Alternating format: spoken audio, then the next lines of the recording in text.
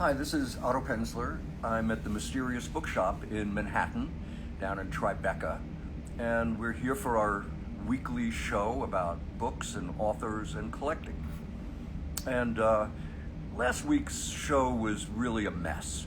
It was about John Creasy, who wrote about 600 books, who had about 30 different series, who had about 25 or more different publishers, who all had different ways of showing first editions, and they were erratic within their own systems, and so it was a mess. I was trying to show you as much as I could, but I think I was more confusing than helpful. So this week, I'm going to take a writer who I really, really loved, and it's easy. He's an American writer. He only had 4 publishers, and they all are very clear about how they show first editions. The author is William G. Tapley, and he wrote about a series character named Brady Coyne. Brady Coyne was a Boston lawyer whose clientele was essentially the upper class, the wealthy.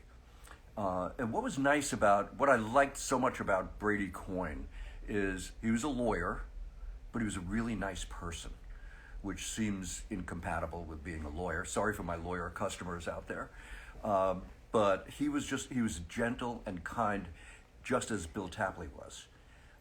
Tapley, for our purposes, we're talking about Brady Coyne books, and he wrote a couple of other mysteries, but Brady Coyne really was his series. But he also was a very prolific writer about fishing. He wrote a regular column for Field and Stream, just as his father had, and he wrote numerous books on trout fishing. And Tapley was an avid fisherman, and not surprisingly, perhaps, so is Brady Coyne. So he got to write about fishing a little bit in the books. I'm not a fisherman. I've never wanted to do that. I find it really kind of weird that somebody would sit in a boat for hours and hours and finally catch something and then throw it back. I don't know. It just doesn't make any sense to me. But that's me. So there's a little bit in the books, but it's not about fishing. It's just a little moment in there where he talks about the serenity of it and all of that, which I actually do kind of get. So I have a pretty good collection of Tapley's books, and I'll start with the first one, Death at Charity's Point. This is the first Brady Coyne book. The first couple of books are fairly scarce, and they're kind of expensive relative to the rest of the books, almost all of which are at published price. So this is his first book, which won the Edgar as Best First Mystery. It's published by Charles Scribner's, and I've shown you Scribner's before. The early books, you had to see an A on the copyright page in order to determine. That's from 1930 on into the 60s. And then it switched, and they had a number sequence, as so many modern publishers do. And there on the copyright page, you'll see the number line goes down to number 1. If it goes down to number 2, it's a second printing. For every publisher with the exception of Random House, just to keep you confused. And this is a perfect copy, as you can see. It's $125. His second book, The Dutch Blue Error, is even a little bit scarcer. It's about about a rare stamp, the world's rarest stamp, and it's a nice philatelic background. And once again, there on the copyright page, you'll see the number sequence goes down to number 1, showing that it's a first printing. And that's $100. And then there are more books in the Scribner series, Follow the Sharks. And I can keep showing you the number sequence going down to number 1 on every Scribner book. And you'll get bored really fast. So that's perfect. And all of these, by the way, virtually every book here is in perfect condition because I bought a really nice collection of Tapley not too long ago. That's $35. The Marine Corpse. It's a nice play on words. The last copyright page I'll show you for Scribner's, because this one is slightly different. Instead of the number sequence, it says first edition. Why they changed, when they changed, I can't tell you. Because later, it goes back to the number sequence going down to 1. So on one book, they just decided they were going to change things around. Here's the last Scribner book I'll show you. And again, well, I might have had them out of sequence. These are the later books. It says first edition without the number sequence. So I think I might have had them out of sequence, and they just switched to using first edition as opposed to the number sequence. He left Scribner's to go to Delacorte. The Brady Coin series continues at Delacorte. The print runs were a little bit bigger at Delacorte, and so the books are not as uncommon, and they're pretty much cover price, or $20 or something of that nature. And Delacorte also uses the number sequence, and it goes down to number 1, as you can see. That's how you tell a first edition. I did not put all of these in sequence. I sort of vaguely did, but I didn't take the time to do it with every one. But again, you'll see for the Spotted Cats, there it goes down to the number 1 again. Again, another perfect copy, and it's $17.95.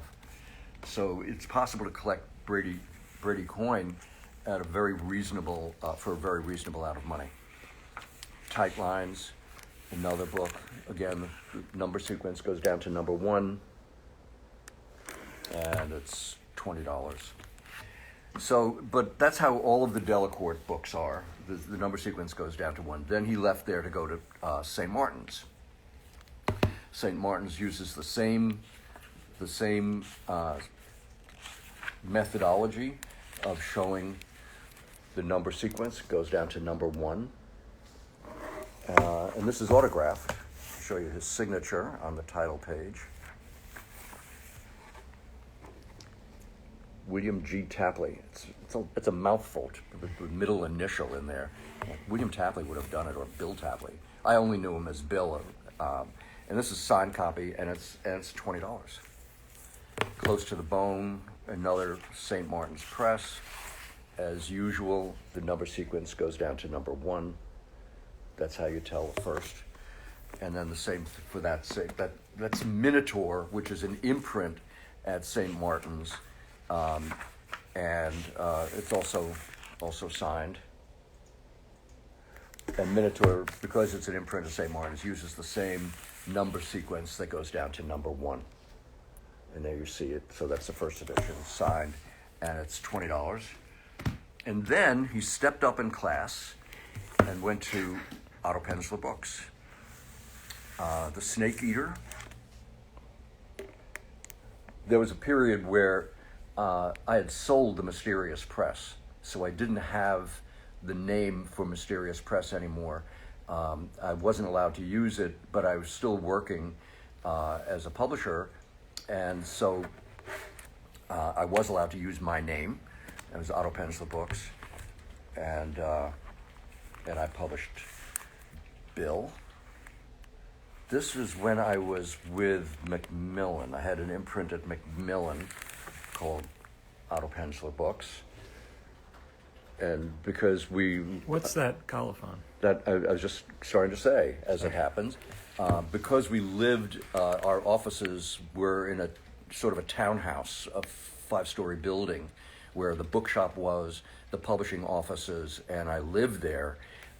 The artist did a sort of a rendering of the townhouse, which didn't really look like that, because this is 3 stories, and the building, the gray stone, not a brownstone, a gray stone, it was 5 stories, so it looks very different. Macmillan, who I was working for, had a much more complicated copyright page. It didn't show anything. They only showed second printings when there was a second printing. So there's no way to identify it as a first edition, except for the lack of a colophon or a note on the page. saying this is a later printing, a second printing, or a third printing. And the same here. In this one, we did use the number sequence, which goes down to number 1, which I wanted on all the books, but their system wasn't the same as mine until I convinced them that that's what we should do for the next book. And that is all of the Brady coins that I can show you today. He's a wonderful, wonderful writer, wonderful man, too. And his kindness and his gentleness as a human being shows in his character. He was constantly being compared to Robert B. Parker because Parker and he, they were both New Englanders. Their characters were both in Boston. But Spencer, Parker's character, was a lot tougher. And the books with Brady Coyne try to solve crimes without involving the police, without it getting violent, except for the murders, of course. But Brady Coyne was not a violent character at all, and he wasn't like Spencer or Hawk, naturally. Wonderful series, Brady Coyne. Thank you.